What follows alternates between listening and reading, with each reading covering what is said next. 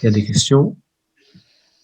Rav, Alors, déjà, il y a une question à l'écrit. Oui, allez-y. Est-ce qu'elle est transférable lorsque le mari part au divorce? Alors, transférable, une ketouba, c'est pas transférable d'une femme à l'autre. Parce qu'une ketouba, c'est un engagement vers une femme spécifique. D'ailleurs, dans ce chapitre-là, on a vu que si un homme s'est marié avec plusieurs femmes, comme c'était permis à l'époque, alors, on a parlé de plusieurs femmes. Quelle femme va avoir priorité par rapport à l'autre? On a dit que finalement, c'est la première qui se marie qui a la priorité de façon générale.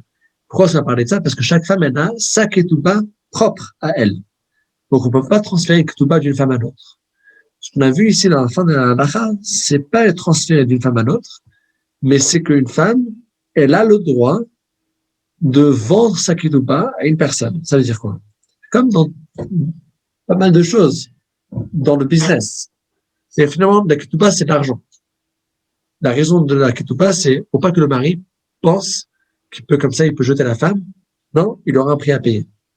Ça, c'est la raison simple de base qu'il y a un engagement financier derrière chaque mariage.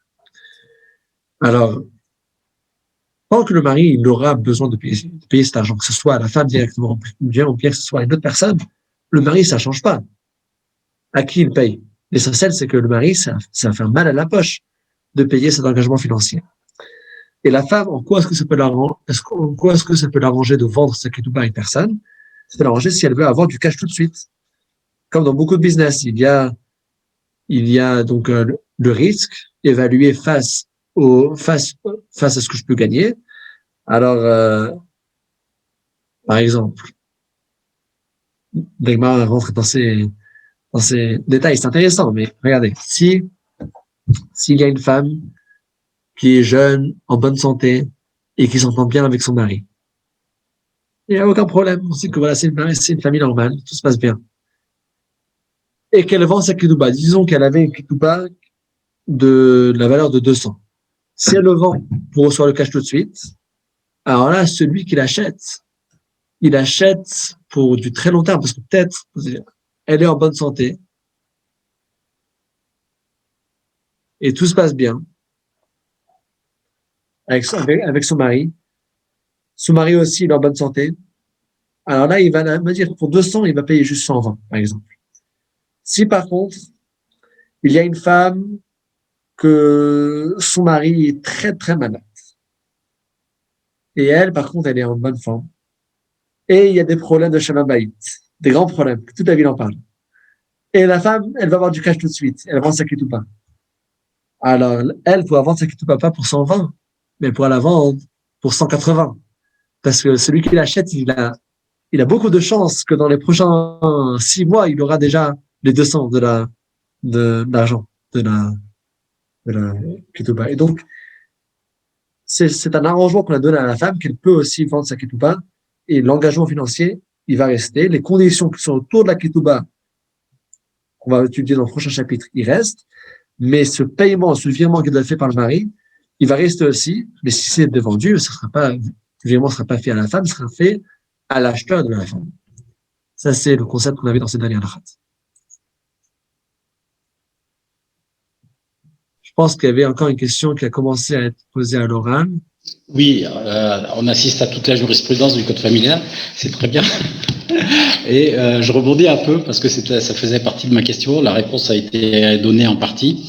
Et justement, je rebondis quand même sur ça pour savoir si, lors de la création de la ketouba, dans le cas où le mari a plusieurs épouses, et là, dans l'exemple, c'était 4. D'ailleurs, c'est pas très juste qu'il divorce alors que moi, j'arrive pas à en trouver une. Lui, divorce de 4. C'était une plaisanterie. Je voulais savoir, est-ce que le contenu de la ketouba pouvait être différent d'une femme à une autre? Et qui détenait la ketouba? Est-ce que c'est un rabbin? Est-ce que c'est le beddin? Est-ce que c'est la femme? Alors, très bonne question. Alors, la première chose, la ketouba a 2 parties. Il y a une partie variable et une partie invariable. Alors, il y a une partie invariable et c'est les obligations du mari vers la femme qui va la traiter avec du respect, qui va la donner tout ce qu'elle a besoin pour ses dépenses. Les dépenses normales. Hein. On ne parle pas maintenant des dépenses d'aller faire toutes les courses, tous les shopping et tous les soldes. Une fois, il y avait une personne qui s'est fait voler dans la maison. Les cambrioleurs sont arrivés, ils ont tout vidé. Au bout d'une semaine, la femme me demande, est-ce que tu as déjà signalé pour les cartes de crédit? Le mari dit non, j'ai pas signalé. La femme dit, mais comment ça? Le mari dit, t'inquiète pas, c'est très bien comme ça. Les voyous, ils dépensent la moitié moins que toi. Alors, on parle pas de ça, on parle des dépenses normales. Et il y a ensuite des autres conditions qui sont autour de la ketouba qu'on va discuter dans le chapitre 18, chapitre suivant. Alors, il y a des conditions que la Torah a mis, que c'est des conditions qui sont le minimum, et ça, c'est invariable. Chaque mari, il s'engage, qui va donner ça pour sa femme. Donc ça serait les mêmes mots dans tous les ketubot. Ensuite, il y a une deuxième chose, c'est que pour une femme qui est de premier mariage, alors il faut qu'il donne minimum encore 200 pièces, 200 zouz, de la valeur de l'époque. C'est quand même une valeur qui est assez importante aujourd'hui. Et si elle est de deuxième mariage, alors 100 zouz, ça aussi c'est invariable. Mais la chose qui pourrait être variable, ça s'appelle Tosefet Ketouba. On a pris ça dans le début, dans Rambam, dans les premiers chapitres de Ichot et Shut, on a vu qu'il y a Ketouba, il y a Tosefet Ketouba. Et Tosefet Ketouba, c'est qu'il s'engage en plus. En plus de mon obligation de 100 pièces ou de 200 pièces, je veux te donner encore 1000 pièces. Encore 50 pièces. Et là, c'est juste en plus. Il dit, voilà, je m'engage que s'il y a un problème, je te donne encore. Et ça, c'est chacun, il s'engage ce qu'il veut. Ce bonus en plus, ça c'est variable. Et pour la deuxième question, qui garde la ketouba? Alors, la ketouba, c'est un engagement vers la femme. Et donc, c'est qui garde le contrat? C'est la femme qui garde le contrat. Sous la choupa, le mari donne la bague pour faire l'acte de mariage. Et après, il donne la ketouba. Il donne son engagement par écrit. Donc, la femme, elle a son contrat. Elle écrit, elle a avec elle.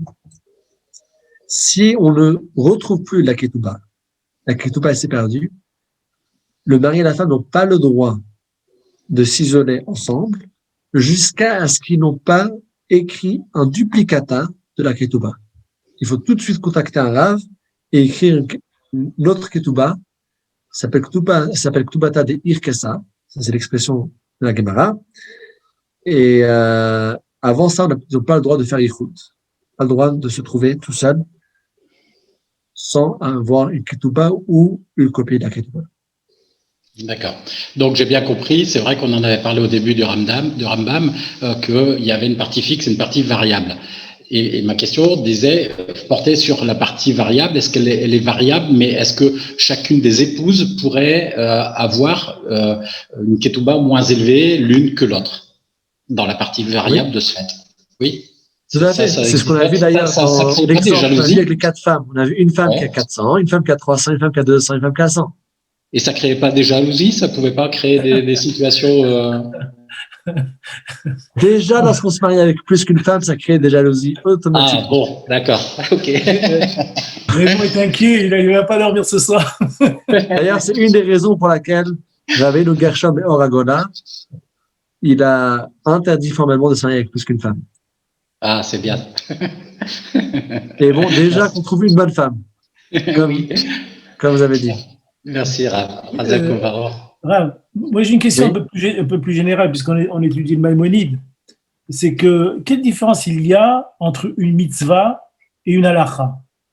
Parce que finalement, les halakhot viennent des mitzvot.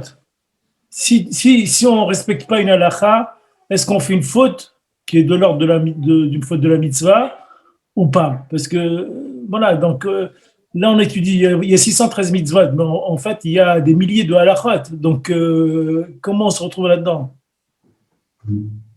On vous demandez quelle est la hiérarchie entre une halakha et une mitzvah.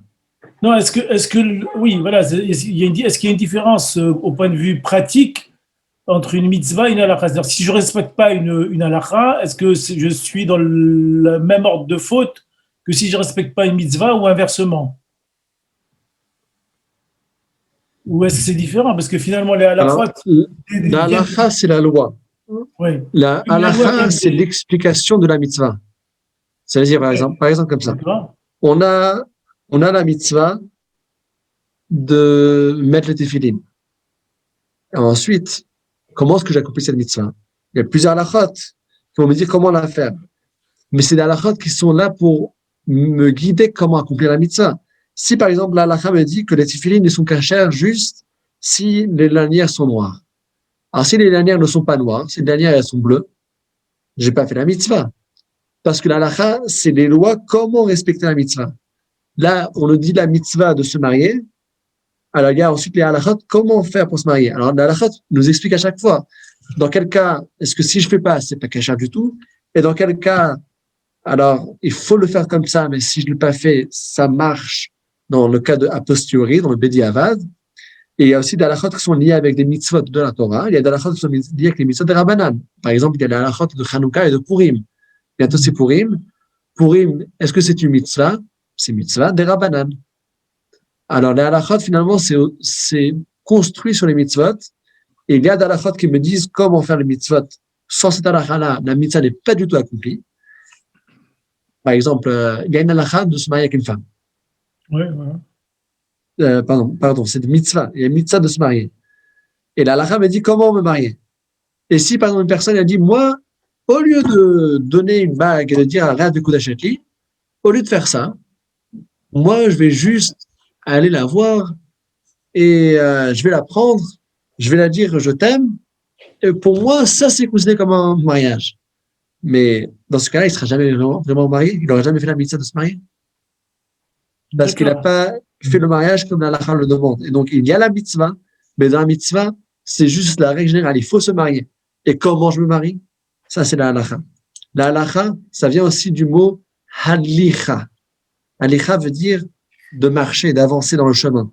Donc, la halakha, c'est le chemin, comment accomplir la mitzvah.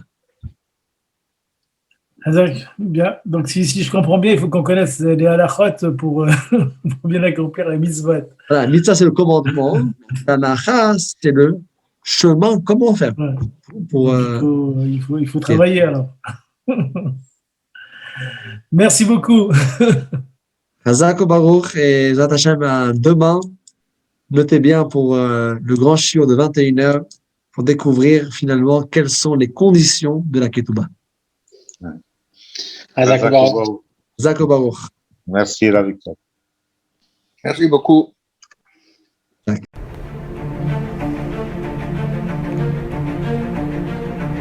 Et si connaître toute la Torah était possible, plongez-vous dans les joyaux de la Torah. Étude du Rambam, le Maïmonide, cours de qualité par des rabbins francophones aux 4 coins du globe. Un chapitre chaque jour, à raison de 20 minutes, pour finir en moins de 3 ans l'apprentissage de la Torah. Relevez le challenge, tous les soirs en direct à 20h30 ou 21h30 heure israélienne. Nos cours sont accessibles à tout moment, YouTube, Facebook et sur notre site torah24.com.